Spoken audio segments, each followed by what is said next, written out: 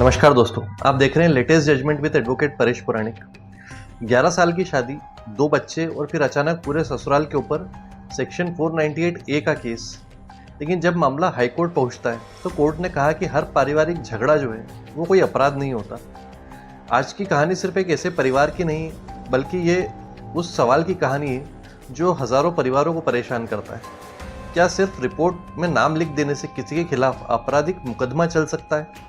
और जब आरोप सिर्फ सामान्य और अस्पष्ट हो, काफ़ी वेग हो, तो उस बारे में कानून क्या कहता है? दरअसल इस पूरे घटना की शुरुआत होती 2011 में, जहां पर एक महिला की शादी होती और शुरुआती कुछ महीने सब कुछ काफ़ी ठीक चल रहा था, लेकिन बाद में रिश्तों में तनाव बढ़ने लगा।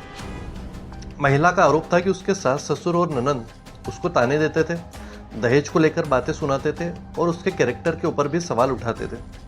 महिला ने यह भी कहा कि उसकी मां का जब भी फ़ोन आया था तब सास ससुर ने उसके ऊपर बॉयफ्रेंड से बात करने का आरोप लगाया था और बाद में पति ने उसके साथ मारपीट भी की। इसके बाद वह अपने बच्चों के साथ उसके मायके चली गई। फिर पुलिस में शिकायत हुई। एफआईआर में आईपीसी की धारा 498A, 323, 504, 506, 2 और 114 भी लगाई गई। लेकिन कहानी यहीं पर ख़त्म नहीं होती। इसमें एक ट्विस्ट है और वो ये कि जब सास ससुर और ननंद ने हाईकोर्ट का दरवाज़ा खटखटाया, उन्होंने कहा कि पति के खिलाफ तो सीधे आरोप है, लेकिन हमारे खिलाफ जो है सिर्फ सामान्य बातें लिखी गई है। उन्होंने ये भी बताया कि ननंद जो है वो अलग अलग शहरों में रहती है, एक जबलपुर में रहती है, उसके खिलाफ कोई स्पेसिफिक घटना का मेंशन नहीं किया गया। उनका तर्क यह था कि एफआईआर में किसी खास घटना या भूमिका का इसमें उल्लेख नहीं है, काफ़ी जनरल किस्म के आरोप लगाए गए हैं। सरकार की ओर से उसमें क्या कहा गया कि चार्जशीट दाखिल हो चुकी है, महिला के माता पिता और भाई के बयान हैं, पड़ोसियों के भी बयान हैं और आरोप सही है या नहीं इसका फैसला तो ट्रायल में ही होगा। यानी सरकार चाहती थी कि मुकदमा चलता रहे। अब हाईकोर्ट के सामने सबसे बड़ा सवाल ये था कि क्या केवल सामान्य आरोपों के आधार पर सास ससुर और ननंद के ऊपर आपराधिक मुकदमे को काफ़ी सामान्य करवाया जा सकता है जनरल, या ऐसे मामले में कानून के दुरुपयोग की श्रेणी में भी आते हैं इस तरह के मामले। सुप्रीम कोर्ट का एक इम्पॉर्टेंट प्रिंसिपल है कि हाईकोर्ट ने पहले सुप्रीम कोर्ट के 2024 में एक जजमेंट दिया था, उसका रेफरेंस दिया, जिसमें सुप्रीम कोर्ट ने कहा था कि वैवाहिक विवाद में या जितने भी आपके मैट्रिमोनियल डिस्प्यूट्स होते हैं उसमें अक्सर पति के पूरे परिवार को ही आरोपी बना दिया जाता है। अगर परिवार के सदस्यों के खिलाफ कोई विशेष यानी स्पेसिफिक एलिगेशंस नहीं है और ठोस सबूत नहीं है तो इनको सिर्फ सामान्य आरोपों के आधार पर क्रिमिनल केसेस इनके ऊपर नहीं चलाए जा सकते। कोर्ट ने जो है हाईकोर्ट ने एफआईआर, चार्जशीट और सभी बयानों को पढ़ा।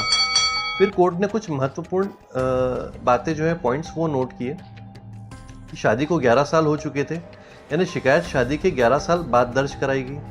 ननंद अलग अलग शहरों में रहती थी, एक जबलपुर में रहती थी जिसका वैवाहिक स्थान जो है वहाँ से काफ़ी दूरी है। एफआईआर में सास ससुर और ननंद के खिलाफ कोई स्पष्ट तारीख, घटना या फिर विशिष्ट भूमिका नहीं बताई गई और कोर्ट के अनुसार आरोप सिर्फ जो है वो ओमनिबस एलिगेशंस थे, यानी कि सबको एक साथ आरोपी बनाना भरता उद्देश्य यही लग रहा था। इसमें हाईकोर्ट ने कहा कि हर वैवाहिक विवाद को 498 का मामला नहीं माना जा सकता। पति पत्नी के बीच होने वाले सामान्य तनाव, तकरार और छोटी मोटी कहासुनी को स्वतः क्रूरता नहीं कहा जा सकता। और कोर्ट ने यह भी कहा कि यदि किसी व्यक्ति को केवल अस्पष्ट और सामान्य आरोप के आधार पर ट्रायल झेलने के लिए मजबूर किया जाए तो एक कानून की प्रक्रिया का काफ़ी दुरुपयोग माना जाएगा। गुजरात हाईकोर्ट ने सास ससुर और ननंद के खिलाफ दर्ज एफआईआर और उनसे संबंधित सभी कार्रवाई रद्द कर दी। हालांकि पति के खिलाफ जो याचिका थी उसके खिलाफ मारपीट के विशिष्ट आरोप लगाए गए थे वो रहने दिए गए। और जिस केस को भी हमने डिस्कस किया है ये था Kantabai Ajit Bhai Balani and others versus state of Gujarat and others.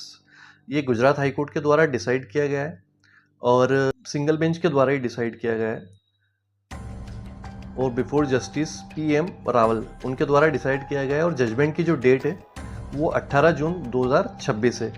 Actually मेरे को समय इसलिए लगा देखने में कि कंफर्म कर रहा था कि डिवीजन बेंच के द्वारा दिया गया है या सिंगल बेंच के द्वारा दिया गया है। अब आप लोगों से मेरा जो सवाल है उसके पहले एक बार ये देख लेते हैं कि आम लोगों के ऊपर इसका क्या प्रभाव पड़ने वाला है।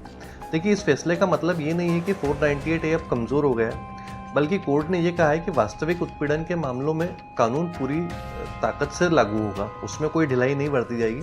लेकिन केवल रिश्तेदार होने के कारण किसी को उसमें सह आरोपी नहीं बनाया जा सकता है जब तक कि स्पेसिफिक एलिगेशंस नहीं हो और उन घटनाओं का मेंशन नहीं हो। एफआईआर में स्पष्ट भूमिका और ठोस आरोप होने चाहिए। यही संतुलन न्याय व्यवस्था की सबसे बड़ी ताकत है। ठीक है, अब आप लोगों से मेरा एक सवाल है लास्ट में कि क्या सिर्फ जनरल एलिगेशंस के बेसिस पर क्या हस्बैंड के पूरे परिवार को एक साथ दोषी बना के जेल में डालना उचित रहता है, या फिर हाईकोर्ट ने यहाँ पर जो डिसीजन दिया है एफआईआर क्वेश करके कि unless and until specific allegations नहीं हो, तो घटना और उसके दिनांक का मेंशन नहीं हो और उसके सपोर्ट में कोई एविडेंस नहीं हो, तब तक आप पूरे परिवार को इसमें दोषी नहीं ठहरा सकते, उन सबको जेल में नहीं डाला जा सकता। तो आप इस फैसले से कितने सहमत हैं? आपकी राय कमेंट बॉक्स में कमेंट करके ज़रूर बताइएगा। Thank you.